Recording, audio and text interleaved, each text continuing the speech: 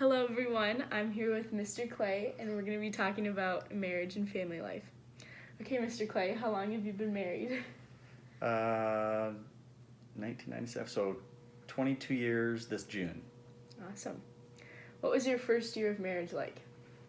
It was exciting. It was really fun. It was the first time we kind of had our own apartment and we were out on our own, so there was a sense of excitement. It was kind of scary a little bit now that we kind of had to take care of ourselves, and so there was really it was a lot of excitement. I think it was, we were two people in love, and it was fun.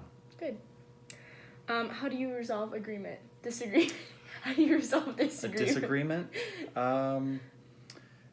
One thing that we always did was we would try to go somewhere separate. We would never raise our voices. Mm-hmm. We always wanted to be in a separate room to where there was nobody else around.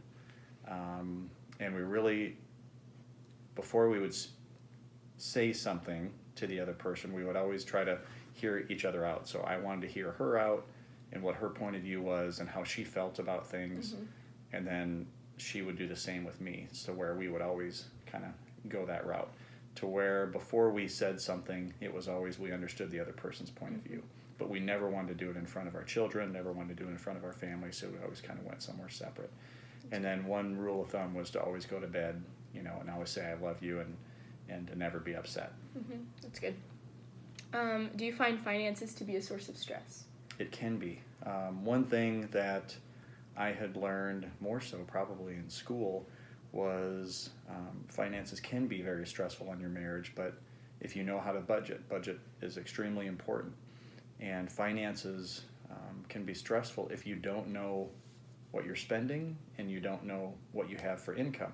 And budgeting is you know exactly what you make, and you have that written out, and then you itemize and you definitely know exactly what you're spending each month. Mm-hmm. And if you subtract those two, you know what you have left at the end of the month and you have no issues.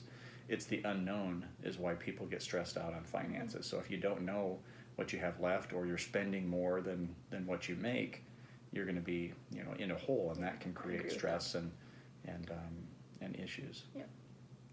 Yeah. What is the hardest part of raising a child in your perspective? The hardest part would be just always making sure that they feel loved.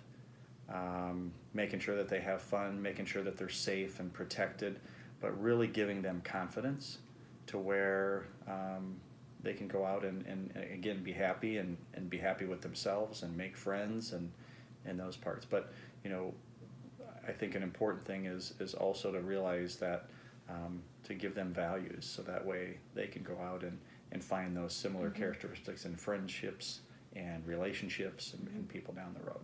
That's good. How important is faith to your marriage? Faith is extremely important. It's one of those bonds and connections that you have over and above just your relationship, your Mm-hmm. friendship that you share with each other, and the love that you share with each other. When you have faith, it creates values and a structure of how to live your life, a structure of how to raise your family, and really be connected with those people that you want to hang out with, Mm-hmm. and those people that you really value their friendships. That's good. Does faith play a role in raising your children, and if so, how? Absolutely. Faith starts with, you and your spouse. Actually, it starts with yourself. And being strong in values and strong in faith, and being able to find that other person that also shares those same characteristics and values Mm-hmm. that you hold to be true and sacred. And then being able to provide those family values to your children. And it's a major connection of how to raise your family and that support system and again that feeling of love and faith in what you do. Good. How has the faith of each spouse changed over the years?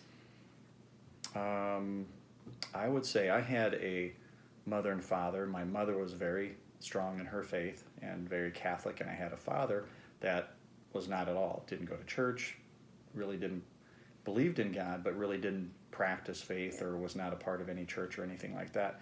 So I was growing up. Grew up in a Catholic faith, but I always felt I always had a backup option of I never needed to go. I always did, and my mother was so strong that I think that's what drew me to continue to practice my faith.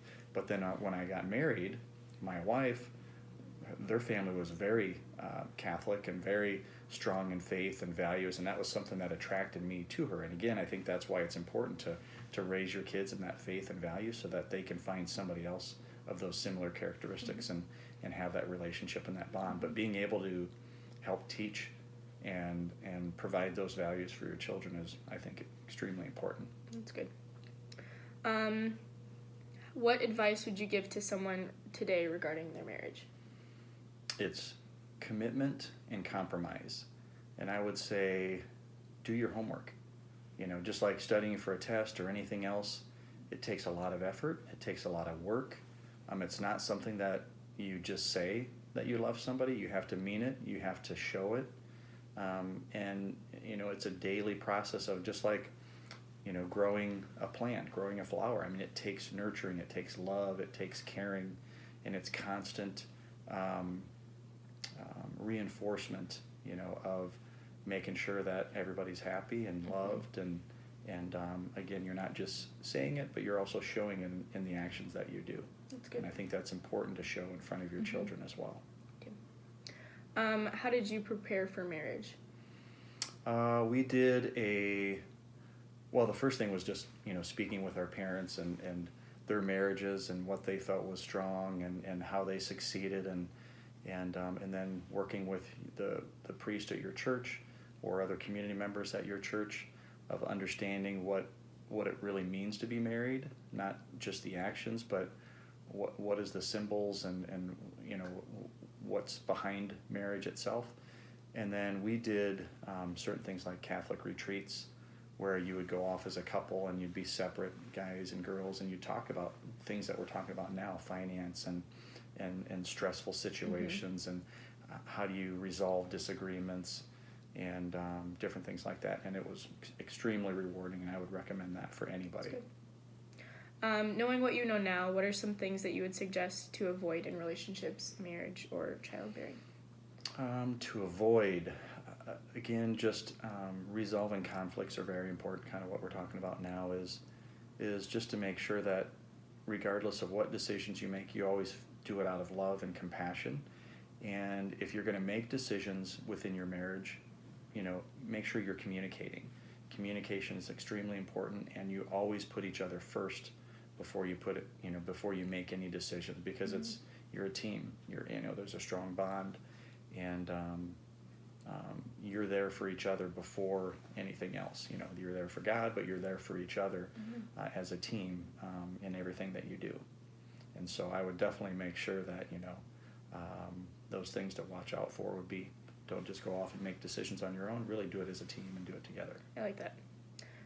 Any other words of encouragement or tidbits of wisdom that you've learned along the way? No, just compromise.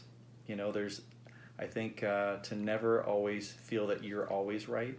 I think you have to be willing to listen and communicate and understand what the other person is thinking before you speak up and before you do things. And that's the way that we started, and it's really worked well for us. And always show your emotion. Don't just say it, but really feel it and show it. And I think things will work out well. Awesome. Well, thank you. Thank you. Awesome.